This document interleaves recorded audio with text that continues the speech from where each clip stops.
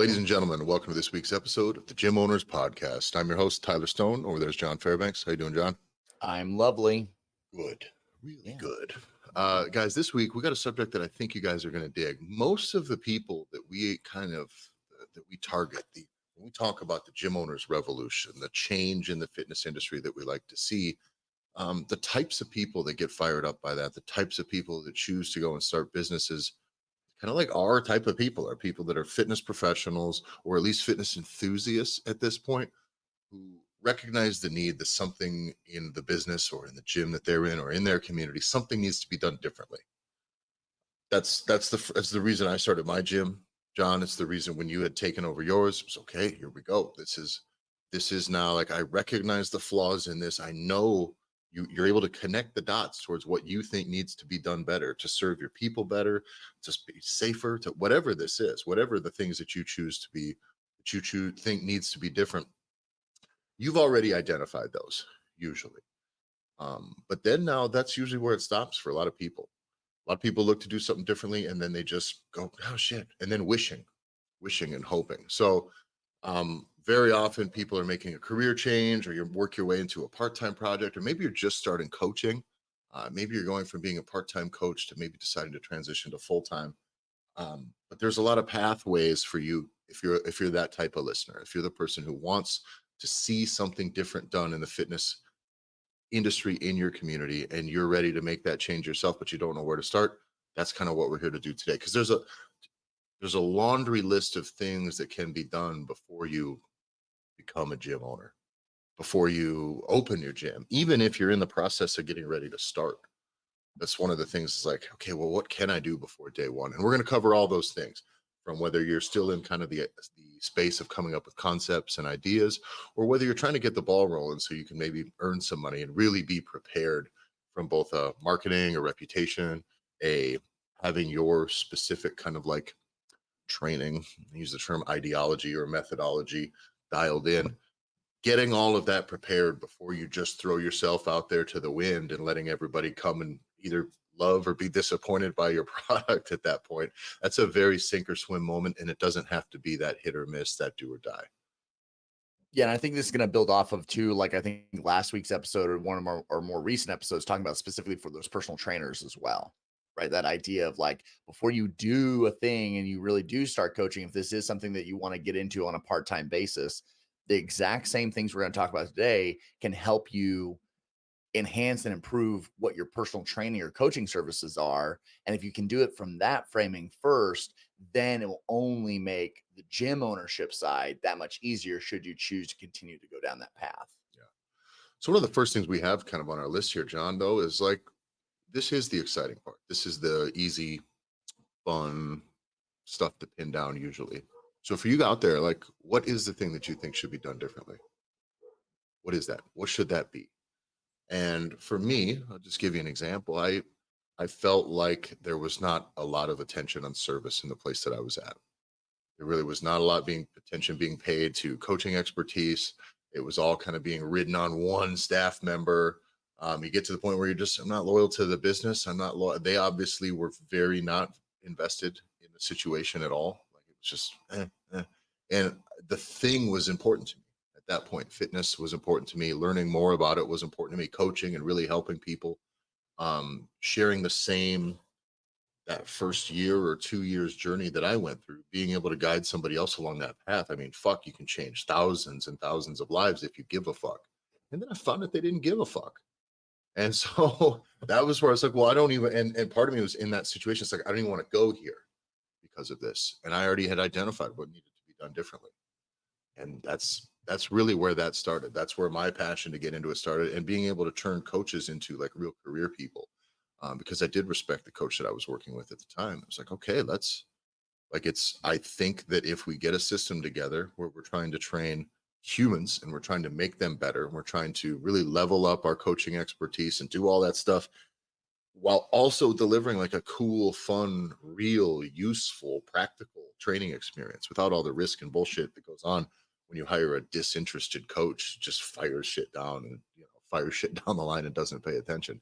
That was the thing that I thought needed to be done differently, and I think that there was a space in our market for it.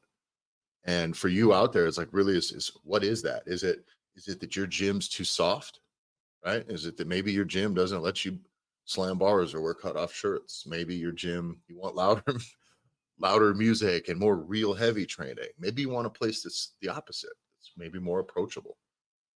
It's not so intimidating. But there's you need to identify before you pursue this a whole lot further. Like what just specifically, what things do you believe that you would offer that would be different than the things that are already out there? Because Yeah, those and I think differentiators are the key thing. Because otherwise, and this is what frustrates us when we talk about like kind of did I talk about this last week or were we on a call? You know, it talks about gym owners like pricing. These commercial gyms are nearly all priced the same. yeah. Right? Trying to make sure that you're priced like in the right way with your competition. Like, okay, we're all comparable. Good, good, good. Okay. Well, that fucking sucks. Because to the consumer, then you're not trying to be better. You're not trying to do anything different. All that says to me is these motherfuckers are all the same. And that's a tough spot to settle into. So I do think it's very important that you define what you do differently, what you do better, and what your stuff really is. If you start with that, now people need to be sold on what is different about your place than everything else. What is different about you as a coach than everybody else? What is different about your community, your programs, your whatever it is that you're doing? People really need to know what's different because otherwise, all you are is another cog in this big, shitty fitness industry machine. If your business looks and sounds and seems like it's just another gym for people to go do the same shit they do everywhere else, and you're not able to communicate what makes it different, uh, why would they bother with you other than anybody else, except for that they've already been through all the other places? There's just nothing. I think that's the biggest trap that people fall into. I think in the fitness business is trying to do things just like everybody else, because everybody else fucking sucks in regards to the public perception. This industry is trash. Okay, it's as predatory. We maybe not personal trainers, but gyms as a whole, gyms with their 2-year contracts and bait and switch deals and all this shit.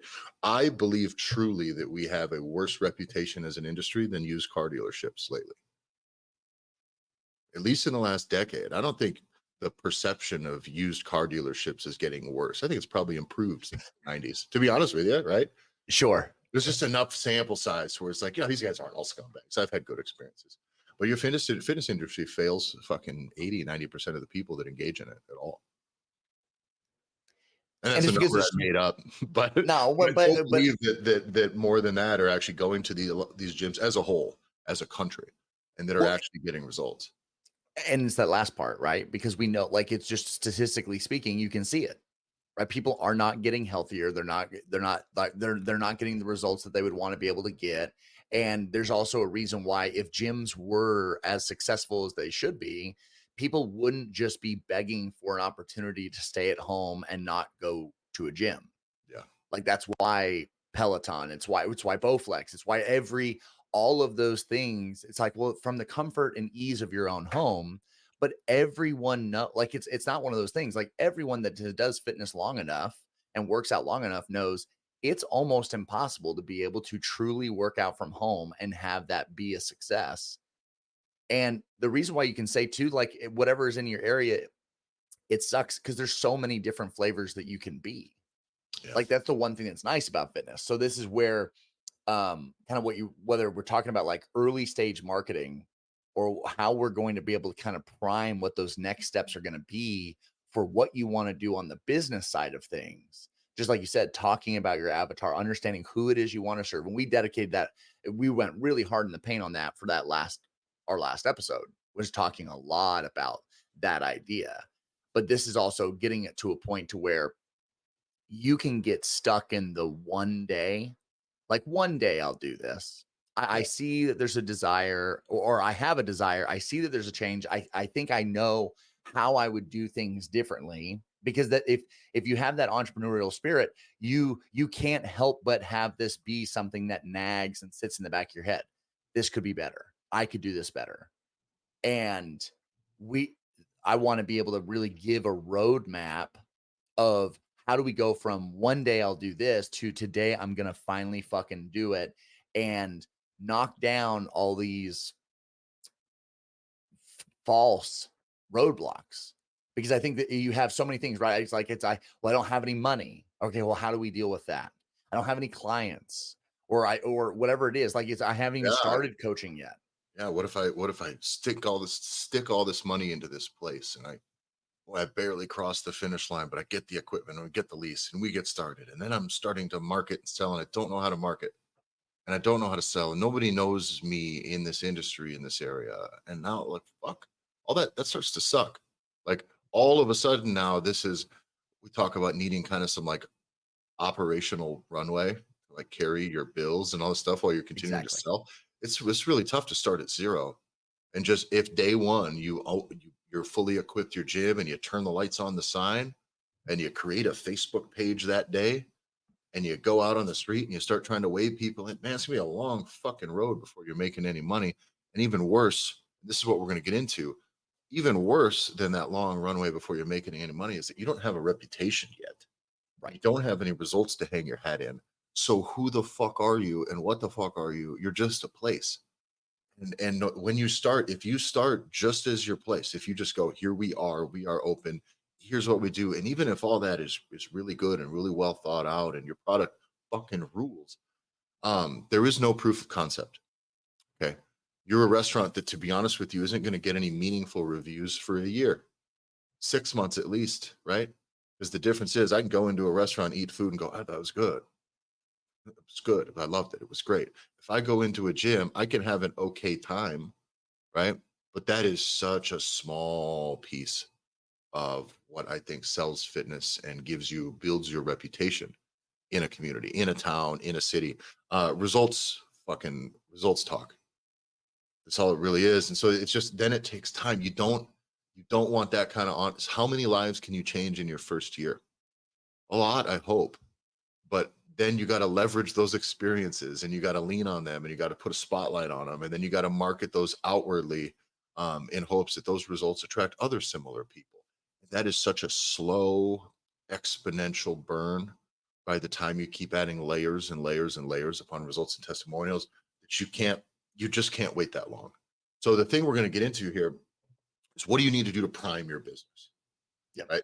Beforehand. What can you do? By the way, you can do this without planning on opening a gym just yet. Not all of these, but some of these you can. If you go, I want to Mhm. do this a little bit differently. I'd love to maybe someday open a gym. Start here. All right. Start with these things right now. First thing, you cannot afford to not market until you're open. So what are you going to do? Right? What are you going to do? Yeah. I think you need to start coaching people. Like, yeah, And that's the first thing. Because if you have no reputation, like having deep pockets and slapping a gym and some equipment there doesn't do you any good. So you do need to be the person that is helping people, and you can do that right fucking now if you want. You can coach part time out of somebody else's place. You can start doing the first step that we always cover in here is like virtual online, kind of, right? And that doesn't mean pivot your whole business to virtual. What that does mean, do some coaching, coach some people, get some results and relationships built first. That's going to be of utmost importance. and if you start online, you're not dependent upon, or you do not marry who you are as a coach to the equipment you're using, to the brand that maybe you're coaching under. um you don't become dependent on any of those things. So if you start online, and again, it's a very careful, like, I want you to like thread the needle on this idea of like playing any type of virtual game. You need to keep your eyes on the prize, that your North Star is helping people that are locally and making a difference. At least that's what we You care can't about. chase the influencer global brand. Like I'm just going to be a fit chick who sells programs on the internet. Like that doesn't work. It's really got to be built around local. And the other thing with this is we're saying the term online as though your coaching is all online. That's almost like we're tripping over a couple of different things here, because what it really is you need to build and create a reputation, and you need to Right. create some momentum, and that's going to have to exist online because you don't have a building. Meaning, what's your social media going to look like for you as the person who was one day thinking about opening a gym? It better be fitness and wellness and results, and Hey, I coach people, and here's a person I coach, and here's what I do. Even if it's just you working out, it can't just be that. Let me make that very clear. It can't just be you working out, but it better be that also. Okay, this you have to create I fucking hate this type of thing. You are the brand, and you need to Yeah. create a fitness brand, and you need to create a persona and a brand. But it's true. Okay, if I look at your shit and it's like it's all like pictures of your cars, and like fucking vacations with the kids and all this stuff is great. But if it's not about fitness, nobody's gonna know. Like when your business opens, who are they gonna go? A new thing that I have no fucking idea about. That's exciting, but not. It doesn't give me any proof. It doesn't lean on anybody's reputation. It's just nothing. It's might as well open another coffee shop or car wash. And starting online when you again you're just kind of building brand new, this allows you to be able to start to flex that muscle and work on like how do you communicate? So what is your communication strategy? Like how do you talk?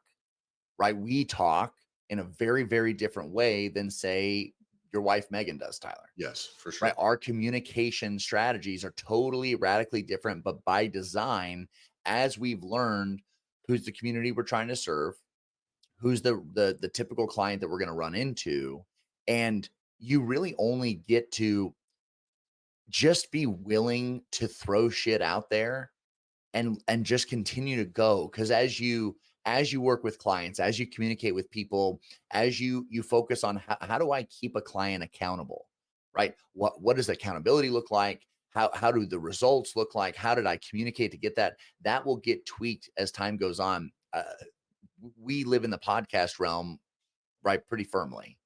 And you listen to people that have been podcasting for years and years and years and hundreds of episodes. And it seems pretty consistent that most people talk about the idea where like they don't even find their voice, quote unquote, until like well past 150 episodes. Don't you think that's such a good reason too why you should start getting some on the ground experience before you don't need to lock in all of those concepts that we talked about ahead of time, right? You don't need to fully lock in your brand and who you're communicating with and all this stuff. You should have a good idea where you want to start, but then get out in the world, start doing this before you start buying property and Correct. hiring staff and buying $1 million worth of gear. Like it's just not going to be, it's not going to be the same because your business and your gym, it's not going to be the same 2 years later after 2 years after you open either because there will be opportunities that will present themselves that maybe you didn't think of that are built upon the foundation of another success that you've had and other relationships that you've built that you may catch yourself standing in a spot where you go, oh, I never really recognized that.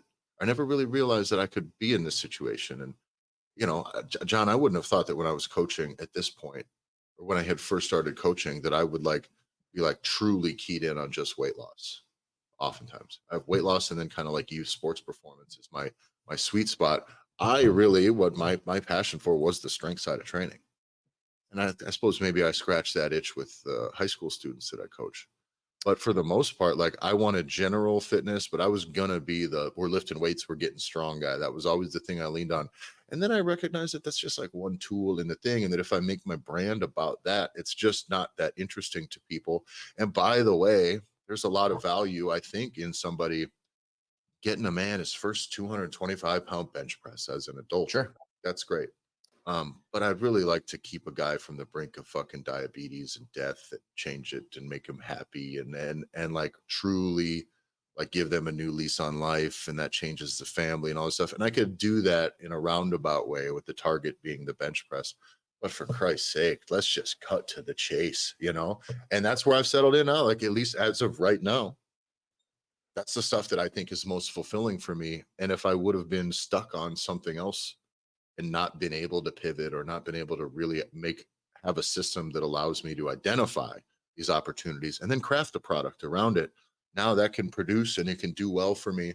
And I don't have to make that my entire thing either. But these opportunities come and these opportunities go, and some of them you will never, ever, ever be able to predict.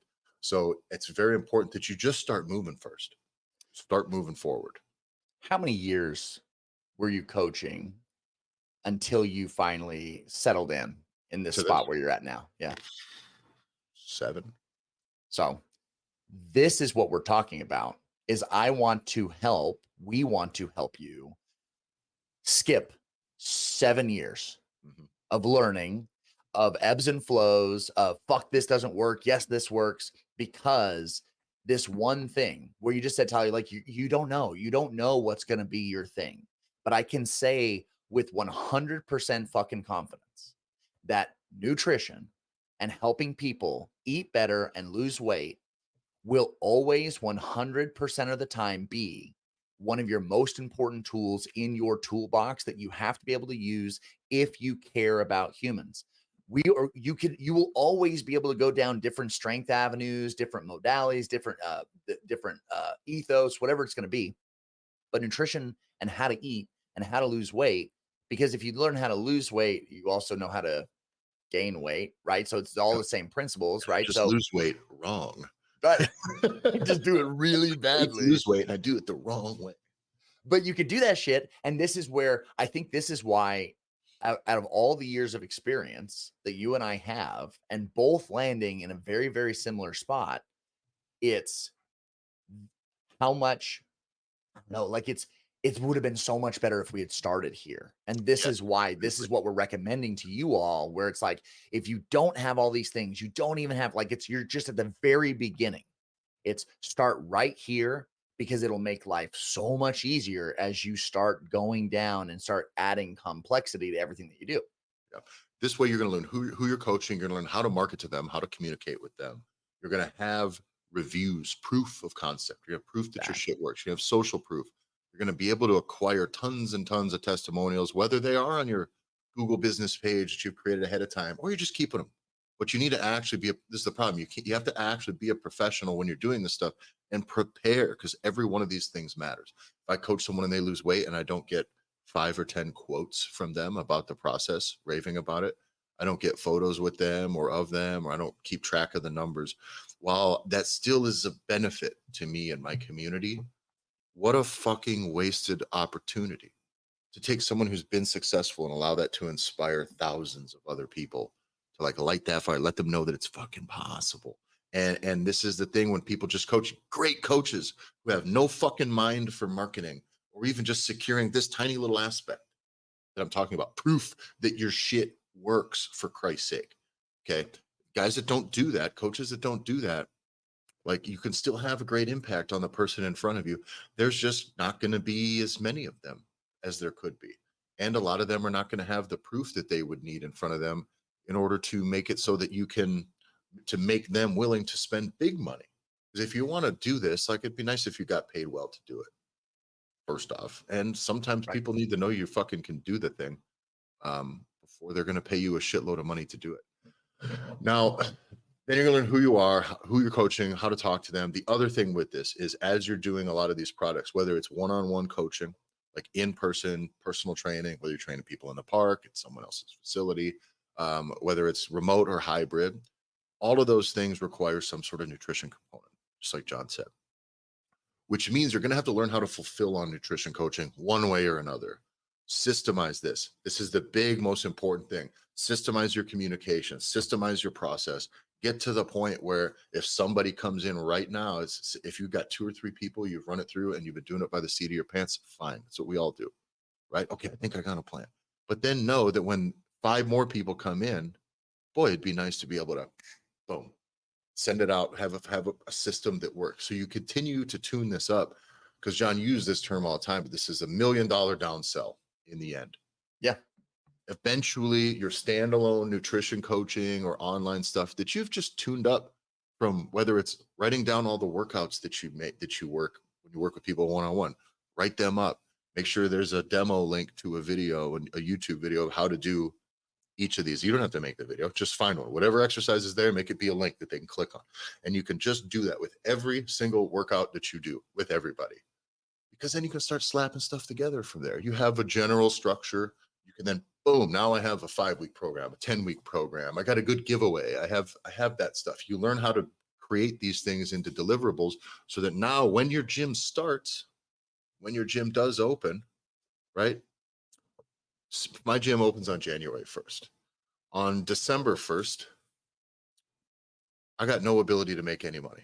I got no ability to build any momentum. I have no products. Well, there's a lot of people when you do have a gym that are not about to join your gym either. They're just perusing. Maybe they're not ready to commit. Maybe they're not ready to become a gym person.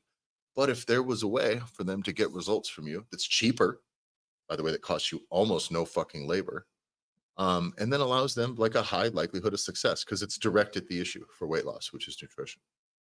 Well, having a standalone nutrition product now means if someone comes in and goes, I just can't afford personal training, it's just too much, or even if I've been doing personal training for 3 months, but at six, seven, eight, $900 a month, it's a lot.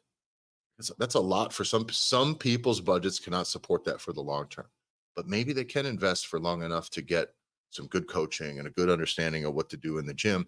And then they downsell themselves to something else, a online program where it's just workouts, workout club, whether it is one of your downsells to a group class, whether it is just a nutrition program. This now exists as the thing that will, I guarantee you, make you $1 million as a whole. And that's super important. You got to have it because it shores up a ton of gaps in your business and a ton of gaps in your marketing. Because we talk about we're always trying to communicate with the person who is right about to step in, right about to step in. Well, there's a lot of people that are 2 steps back from now. You can make money from them too because you have this in place. You can't seek those people and trying to convince them, listen, we know the gym's scary, but it's not that scary. If someone goes, the gym is scary, they're just not there. It's Right. just they're just not there, and there's no amount of you being like, no, come on, it's fucking, don't be a pussy. Like that's not going to convert them. You're chasing people that are too far away. It's like trying to convince somebody that they should be fit. Right. That's too far down the line from signing up for a gym membership for you to be wasting your efforts unless you have a product to put right in front of them. And the best product you can put in front of someone who has no idea of choosing what, like choosing to be fit is not on the radar, is fucking Mountain Dew. Sell them Mountain Dew. Somebody else is already getting to them. Okay. There's no business for fitness for them yet if they don't want it.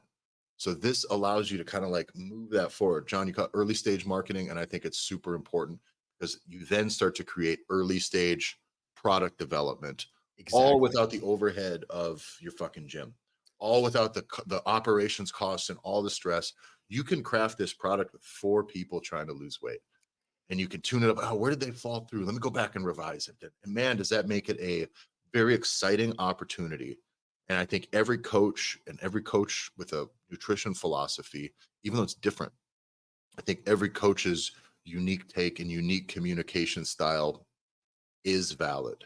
I think more so in nutrition coaching than it is in workouts. Trying to sell workouts and be like a virtual remote online workout guy, just writing programming coach. That's a lot of fucking labor Mhm. to really do custom programming in my opinion, it's barely worth it. Most coaches I know who are doing that, writing custom workouts for people every week, they're either lying, copy pasting them all. So it's essentially not worth it for the client. Or it's definitely not worth it for the gym owner financially for the time that they put in it. It's a ton of fucking work, man. And so I Yeah, not believe, unless you're getting paid $500 yeah, a and month to that's do what it, you know I what I always mean? tell people. People get done with like my kind of scripted programs and nutrition stuff, and they want me to like write them custom workouts every week. And I'm like, I don't want to do that. I just don't want to. Right. And there's so many places out there that are better than that. Like, let me help you sort through this. Go give fucking RP $25 a month. Right. Like I'm gonna charge you $20 a fucking workout, and I'm gonna be the whole time I'm gonna be in front of my computer going, I don't want to do this because I don't. And maybe you do, but then find a way for it to work. Well, and it's still, but that's just another level of complexity. The one thing that I like about nutrition is it doesn't matter if you are a yoga person, it doesn't matter if you're a powerlifting person, it doesn't matter if you're a bodybuilder, it doesn't matter if you are a stay-at-home mom. Losing weight is losing weight is losing weight. But if you go towards templates and workouts and things like that, now you got to get such a next level of specificity where yes, you can do that. We know a lot of great gym owners and coaches and personal trainers that do that and did, and it's a part of their service package that they offer to people, especially on that downsell.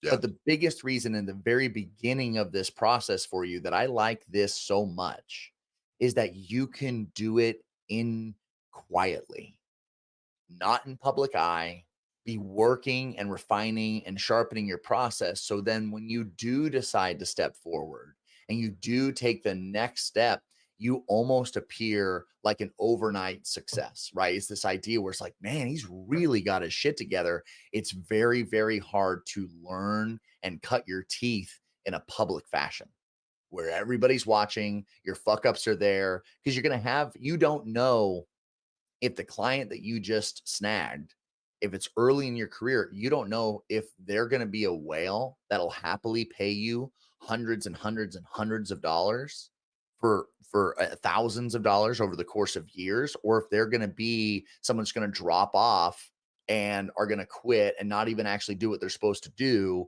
in the first 2 weeks. Like I have yet to figure out who's really going to be able to step up to the plate. Now, the first couple of weeks in, and be like, all right, this person's really in. Yeah. But you start to learn. Sometimes our commitment to fitness is not always a commitment to like spending, and it's almost okay. It's enough to Yeah. get them into the product, and those are almost two separate things. And I start with thing one. Once I get them sold, we start there, right? And we go and we get them the results, and it then some of those people are still broke. It's okay. And they end up being like base level consumers, and it's wonderful because I gave somebody who didn't have the means the opportunity to like really do it. They just had to do, a little more of it with a little less of my time and a little less hands-on stuff and a little less premium product. And that's exactly the benefit of this trial and error phase of you being able to build a ton of this stuff out, is that, man, you can make products for lots of different people. So often someone will ask me for something that I don't have made. Yeah. So you put a price tag on it that's more than you expect. And then when they pay it, you then do that thing. Right. And if they don't want to pay a lot of money, then perfect. You saved yourself bunches of effort for very little money. So I think that there's the value in getting this stuff moving. The big one too is we talk about the on ramp. This is your very Yeah. clear on ramp for not just you, but for your clients to really get an understanding of you and your brand. People should be chomping at the bit by the time your gym opens. And you can do it by spending $25,000 on just saturating your Facebook market area for, fucking 3 months leading up to it, like all the chains do. When Right. Planet Fitness or Crunch Fitness opens up in your area, man, I know when I drive into the geographical zone, right? When I drive into That. the Fortnite circle of fucking a Crunch Fitness that's about to open, because that Yep. spending is hot and it's on everything. And once you're new to, like, if you drive into one of those areas, they're gonna blast all of your shit because they've been climbing up everyone else's ass who lives there for so long. The moment that algorithm gets somebody new to slap that on, you're gonna get nailed with it. So you see how that stuff does work for them. Well, you can do that without the money and really make it about what it really is about, which is results, your products, your personality, the things that you're trying to do. And also early on in the game, like, let's go one layer above this, John. Now, let's say you're now in the process of opening. Let's say you got a lease agreement that's Yep. about to be signed. You got equipment on order. Maybe you even got a couple personal trainers that you're like that have agreed to come on board, part time, full time, whatever. All these same concepts that we've been talking about this whole episode apply for your staff as well. Meaning whether you guys can collaborate on the product. It can be your product or your thing that you're delivering that they can then fulfill on and coach and offer the accountability. But the way that you fulfill your online stuff specifically, I'm going to stay in the nutrition pocket. I think it's the most important. I think it's the one that should be in every facility. I'm going to stay there, but just know that this applies to anything else that you're doing that you've built before the gym starts. Regarding the nutrition, is like, what is your philosophy? Is it okay if your coach has a different philosophy? Great. Let them reskin this structure to something that works for them, but they need to also be marketing. Now, you can't just start paying these people $25 an hour to sit on ass for 5-6 months before your facility has its grand opening. You just can't. But what you can do is say, hey, here's this kind of canned thing. Let's sit down and collaborate on it. I'll give you some ideas of how I market it and how I put it on my social media and how I fulfill. And we build these processes via your link tree and your social media, and I'll help you with the content and all this stuff. But then they can just work on essentially a commission based and be selling and fulfilling this product that's branded about the gym that will get you all the momentum. Again, early stage marketing, early stage fulfillment now. Yep. Marketing, sales, and fulfillment you're getting out of this very early on in the process. And now your coaches are able to make a little bit of money before grand opening. Which one is the easiest fucking money they're ever going to make. Mhm. Two, now they have some results to hang their hat on. And they also then have a crowd of people that will be loyal to them, at least that they can market to. Well, and that trust is such a huge deal. You help someone lose 20 pounds, the trust that you now have formed with them. This is why we love this idea of like it can be it's the lowest barrier for entry. They don't even have to come to the gym. They don't have to join your lame ass fucking cult in your gym and interact with personalities. They can do it. It's all about them, which people love, right? People love to talk about their own shit and it's about them. So you're going to make it all about them. They get the success. That success is tied back to you as the coach that helped them get there. So when they are ready to take the next step forward, it's with you. Yeah. There's no longer any of that, right? The next thing that I go ahead. I want to talk really quick though, to jump back, when at the very beginning we talk about what do you want your gym to do differently? And if you care about results and client success, it is offering better service, more service, and really connecting people to helping these other people. Connecting people to people who care and connecting products to people. Okay, this is super important. And now, because you're wanting your business to, I hope, be less of a turnkey, it's just there, it's not running like a fucking car wash, is what I'm saying. This isn't a laundromat here, right? So if you want a laundromat style gym, go get a franchise, get some investors, slap it in, walk away. Someone will clean, someone can just stamp out key cards fucking every day. Like that's really all you need to do. But if you're trying to do it differently, you're going to require lot more human involvement, more staff, more personality. And this, because this is a thing that you're going to do, why wait until the day you open? Yeah. To build this reputation, to build these relationships, and to truly, this gives you a chance to vet your staff too, make sure they really know and get them on board with what you think is right, because you can one, get them into the box you need them to fit in.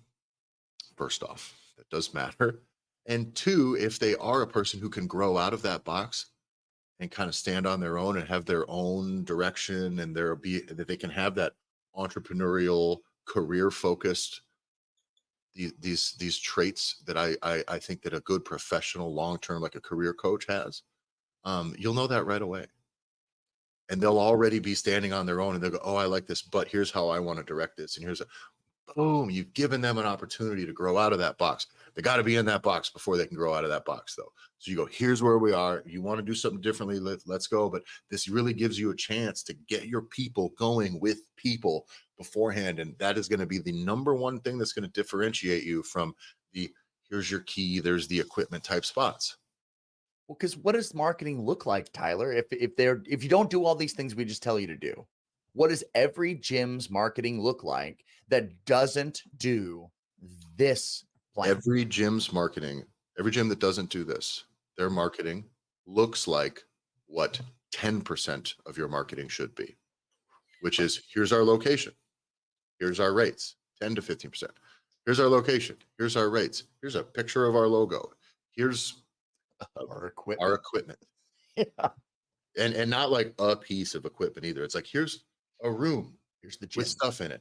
And that's most of what fitness marketing is for businesses that are not making it about results, and that are not making it about people, and that are not making it about actual products. Take that back. They are making it about their actual product, because the product is a room with stuff in it. And it's not that appealing to the person who's like, man, I fucking need some help, man. I don't know what to do when I go to the gym. I got to lose.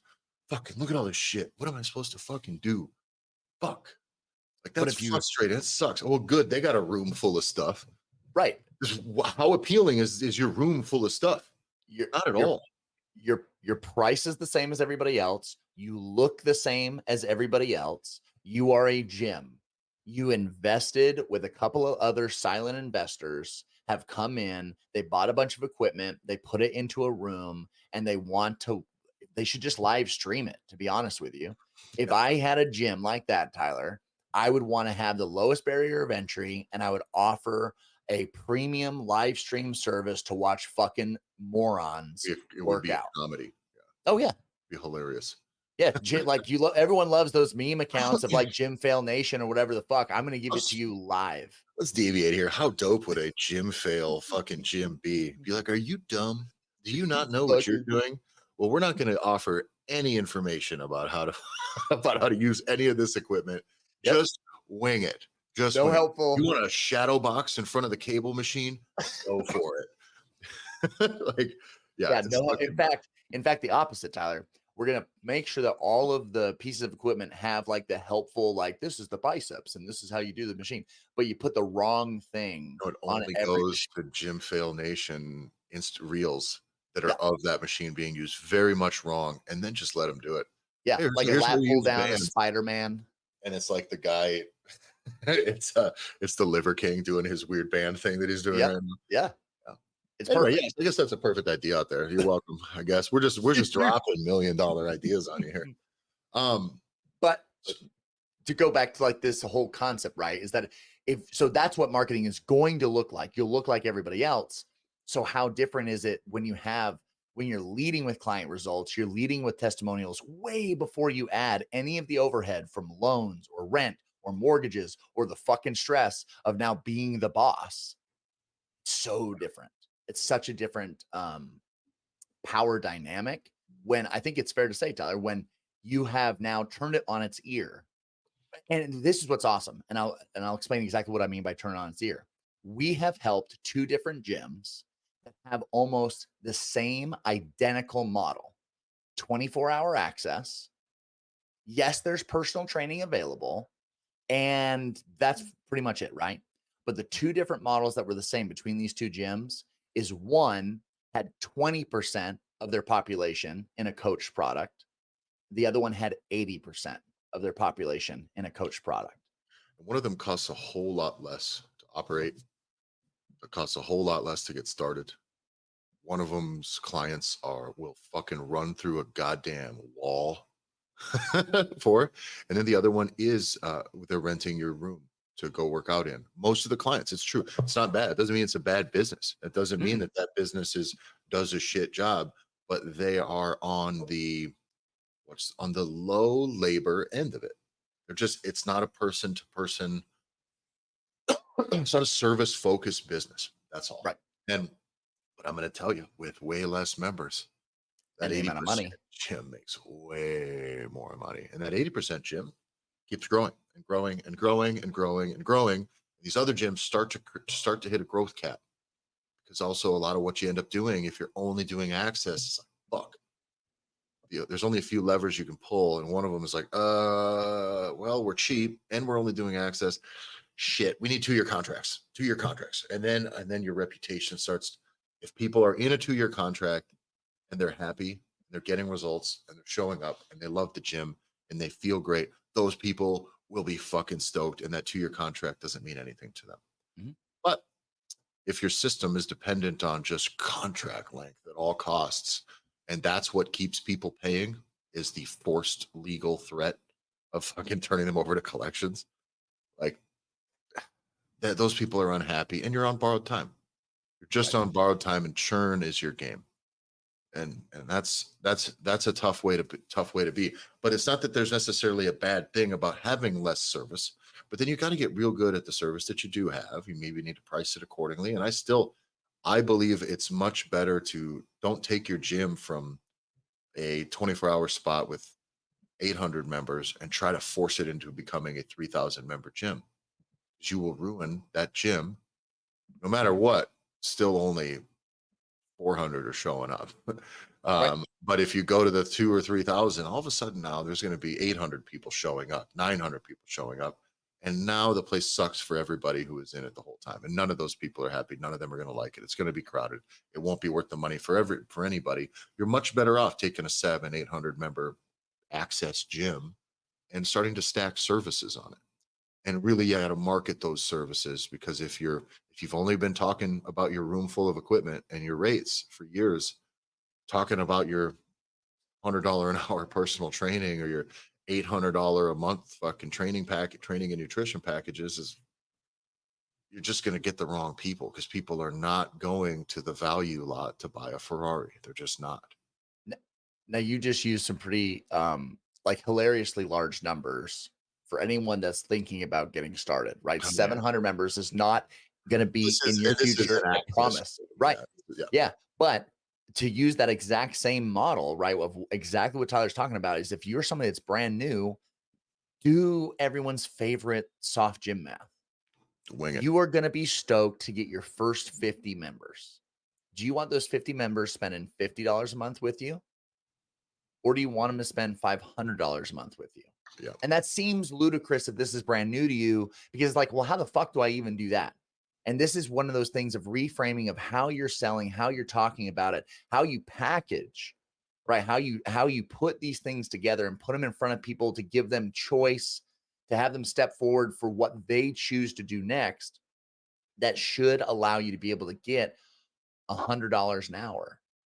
And Yeah. again, this is not sessions. And so this is why it's all part of this larger ecosystem that all becomes very dependent upon the very first thing we've laid out for you, which is nutrition. This virtual aspect of being able to do this, that opens the door to more. Otherwise, you're going to get caught in fucking punch pass games and selling per sessions.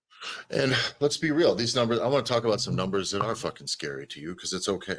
800 members, if you're thinking about opening a gym, boy, does that seem far away, especially for your market. And we are, John, you and I are both in smaller markets. So like those numbers are, if we pop up and get 800 or get 1,000 members, like that's taking a lot from a lot of other gyms, I would guess. Or at the very least, there's a lot of people that aren't going to find their way back to those other spots. But let's just say at 800, and let's say at that math, you're a $50 a month gym, like all of them are $50 or less. That's 40 grand a month. Yep. Okay. Now there's a gym that you and I worked with that we got to over $90,000 a month. Right. Yep. And that, how many members did they have? Probably just under 200. Just under 200. Yeah. So do the math on that, guys. How many people do you want us to have to sit down and sign up? How much churn do you actually have when you have 800 members? By the way, it's fucking a lot. You're going to be processing cancellations and you're going to be processing new memberships and you're going to have to be just meeting with people. It's just that kind of becomes its own thing. It's the logistics of getting people in and out of this singular low value product in your business. A very large scale, that sucks. We talked about the Crunch Fitness and Planet Fitnesses that are 3,000 on average, like 3,000 members. Well, they want 5, right? They want 5,000 members on average. Let's sit out 5,000 people. I got to get there better be a real automated process. They all got to get handed a card. Right. I don't want to hand 5,000 people a card this month for any amount of money. I don't want to. You have to buy 5,000 cards to hand out. Like all that. No, it's like not the things that I care about in this business.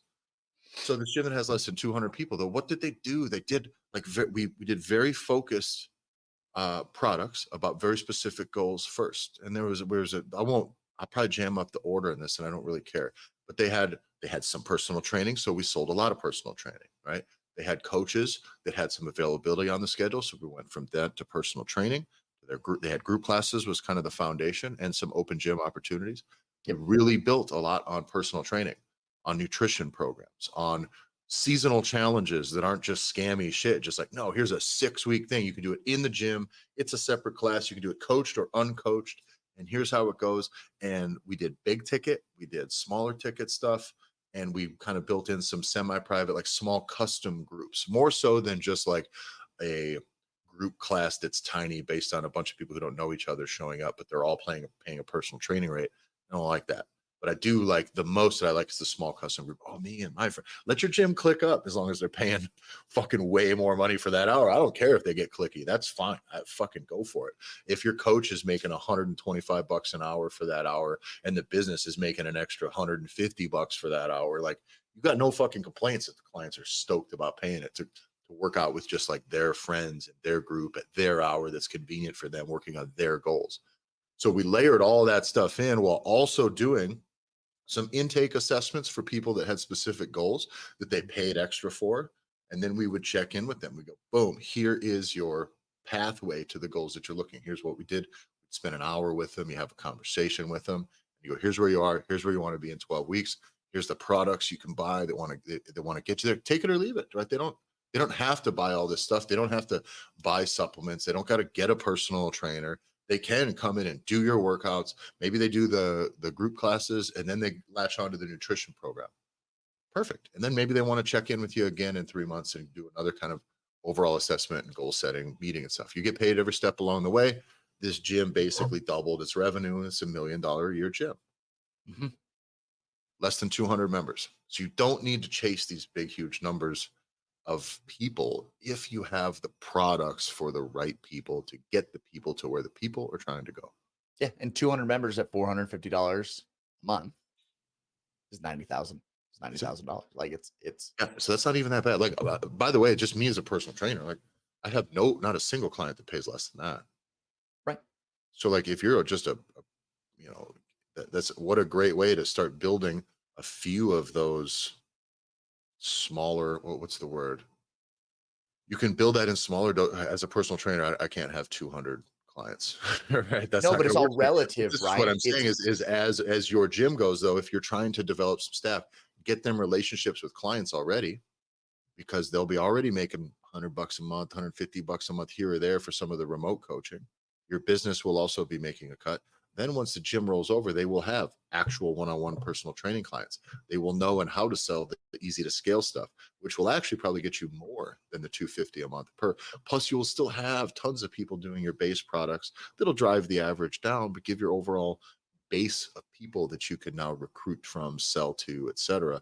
Now you have like a big, nice audience that's like already in your facility. You have their email list. They're smiling at your coaches every day. Like, this now becomes the foundation that you can build upon.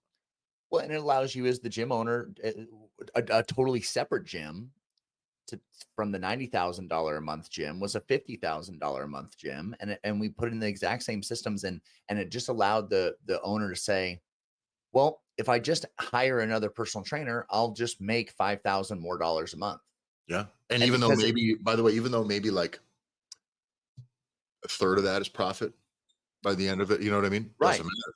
Now you're driving revenue. That's free hands off money at that moment. At that moment, you're like, boom, plug in a coach. I just straight to the bank, an extra $20,000 this year for me. and Boom, and boom, and boom. Tyler, So then you just hire more coaches over and over again. You're just printing money exactly. because you have the singular, everything's in place, that moving now one variable, adding one new piece on top of it just continues that growth.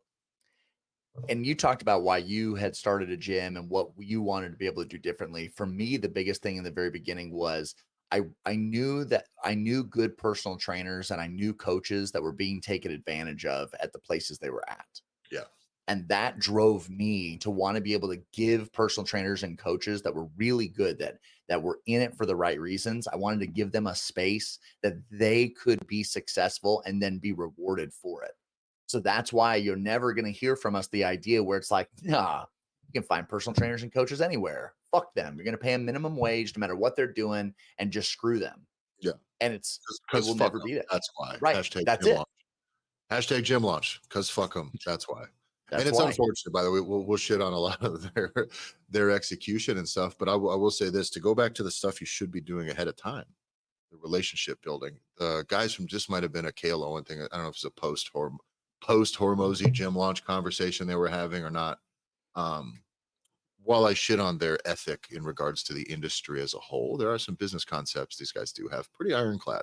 Oh, yeah. They make more money than me and all of you listening. So whatever, but so do crooks. So, but one of the conversations that they were having was if they had to start all over in the industry, right? What they would actually do would sell just like weight loss, whether it's nutrition and essentially the challenges, probably the same challenges they just throw out there, right? Yep. But so just put yourself in the shoes of trying to do something like this ethically. What they would do is they would just sell weight loss, and they would have the results, and they would have before and after pictures all on the wall behind them. And he said, I would just rent out a tiny little office and I would take meetings. I would run ads, and I would just take in-person sales call meetings all the time with all these results before and afters and testimonials behind me. And I would just sit there and I would sell this one product over and over and over and over again. And it would probably work. The issue is you better be in a place where you can sell a lot of $400 products, because you're not going to sell that to the same person twice. Right. And there is some real limitations to that, as long as if you don't have ongoing coaching products. But just know that the juggernauts in this industry, like, they don't even want to have gyms. Just know this. They don't want to have gyms. They don't want people to get results, but they're willing to leverage the idea of a transformation, of a before and after, and they'll sell their goddamn soul to use that to get people to buy whatever one and done bullshit they're trying to do, because it would work so well and make so much money. So imagine all of that done with like one tiny little extra thing, which is giving a shit about Ethics. the people you're doing business with at all, and hoping that they're actually successful and being a little bit invested in their success, which in my opinion drives the value and asking price of what you can get away with asking much higher. It makes the impact of your testimonials and before and afters much greater. And then you're sitting in a spot where like, oh, you can have your cake and eat it too. Fuck, go for it. So I just think that this is this preliminary stuff here. Start coaching, start getting results, document the whole thing. Start your career. Your career starts with one person. What a great example for me to segue into this here before we sign off is um, Megan was probably like our first like full on just personal trainer who's been working with our system, right? Yeah. Her client, it's been almost 2 years, I believe, almost 2 years to the nose. Her very first client is now officially down 100 pounds. That's awesome. The very first person, this is a person who asked me if I would coach her because she didn't know Megan coached. And I was just busy and I had other stuff. I was like, man, I don't know, but I think Megan might be able to do it. Oh, I didn't know she did that. Handed it over. Megan sold. She did the offer stack process. It got the person going on nutrition, which means we're addressing the right needs right away. And this person built from a lifetime of things headed the wrong direction now an absolutely new lease on life. Absolutely. That singular client success, not only does it give Megan lots of things to market about and a great reputation alone, but every bit of momentum that was gained along the way from this person's 6 months results. All of a sudden, other people go, oh, I'd like to make that much progress in 6 months. But it just keeps going, guys. It just keeps going. If you keep doing it, you keep doing it right. Now, I mean, I got to do some math on this. She might have accidentally beat me in the 1,000 pound thing this year, just kind of by doing it. You know what I mean? I was like really trying. I was like, come on, give me your fattest dads. You know, Are you fat as fuck? "Are you I'm fat your as fuck? guy. Let's go. But I think that's important that we just start. You know, she would have hemmed and That's it. hawed or tried to go get a job with somebody else, but it started with a person. Yeah. That's the most important thing. It just starts with a fucking person. Coach that person, get them there. And being able to we started with a system-based approach like right away when it really did need to be happening. She shows up to having coached 0 hours with an iPad full of stuff and select this and boom, how would you like to start? And it was almost too slick at that point. These products have been refined quite a bit along the way, but now like that is what makes her more professional. Is it because she really dug her heels in on the entirety of the process the whole way and making sure that it is professional and scalable. Now it goes 2 years later to an absolute undeniable high quality high earning career Well, with a and tremendous reputation. she quit her job, Tyler. Like it was like she was a part-time personal trainer. Right? Yes. Like it just, Yeah, you know yeah, what I yeah, mean? yeah. Like for Megan, like it's been even a larger journey. Yes, she's not only achieving where her clients have lost 100 pounds in 2 years and may collectively as a group have lost almost 1,000 pounds, if not more at this point. But even for her as a person who went from 0 hours coaching to getting her first client, working part-time, waking up at 3 fucking a.m. to be able to pull double duty while still coaching to now quitting that job Yeah. and being a full And let's not, time and personal by the way, trainer. it took her like maybe 6 months to quit that job, the day Yeah. job. She should have quit it in 2. Honestly, 'cause you went from one client to another group, a small group, and then a second small group. Well, those are really profitable hours. And I'll tell you, for those of you, when you get down that road, start coaching. These are good problems to have. Get yourself 3 or 4 separate like clients that are you're doing 2, 3 hours a week. What is that? An extra 10, 12 hours a week? Well, it's a hell of a lot more money than you're ever going to make going and working at a gas station part time or something. Mhm. You know, so you really get to kill it. But she was hanging on to that day job. She wasn't sure that she could really sell. Well, I was like, you can't sell right now because you only have these weird fucking hours available. You know what I mean? And the moment we pulled the plug, it took 3 or 4 days before the schedule. The next, it took one more client being sold, and it's like basically now you're making more money than you were at your day job because you make 5 times as much money as you do at your day job per hour. So it's pretty fucking easy. Fill 10 hours. That's the best part about this, guys. You're going to start this every hour you're earning on this is worth way more money than a general wage. It really is. So you get to the point where she was like, it was dumb to hang on to the day job for 6 months because it cost a fuckload of money and a fuckload of hours earning very, very little. So the moment we turned that corner, I was like, I hate to say I told you so, but we could have had a lot nicer summer if you would have just not and not and not kept and slinging Pepsi, you know. right. And Megan's not alone. You're not alone that's listening, because I just heard this this morning where it's 40% in a poll done in the US, right? 40% of the population is running a side hustle on top of their day job because fucking everything that's going on. So the reality is everybody has to hustle a little bit more and be hungrier and try and get after it. And it's never been easier to do it. So if Yeah. you're listening to this and this is the side hustle, don't fucking drive for DoorDash. The fuck are we talking about? Don't deliver for Walmart. It's all these things, but that's so real that's what people are choosing to do because they think that that's the easiest. And I'm telling you, it isn't. If Yeah, this is a scratch that when you can hit, coaches hesitate to start, when they hesitate to get in, they hesitate to start to do any sort of making a career out of this thing, right? It doesn't, you don't got to jump dive in completely, but take a step forward because that really is it really is insane. This is like a fitness person, getting a fitness inquiry going. I'd really like to lose some weight, but I don't know. Maybe I'll start in 6 months. They'll tell you all how miserable they are. Oh, I'm so overweight and I feel so bad. I get this a lot, guys. I had 2 of these in the last few weeks where I have a client or I have a lead message me and sob story. Oh, I'm ready. I'm ready. Okay. Well, here's we go. Here's what we got to do to get started. You ready? Well, I'm going on vacation 2 weeks and then this and that. So let me message you in like a month.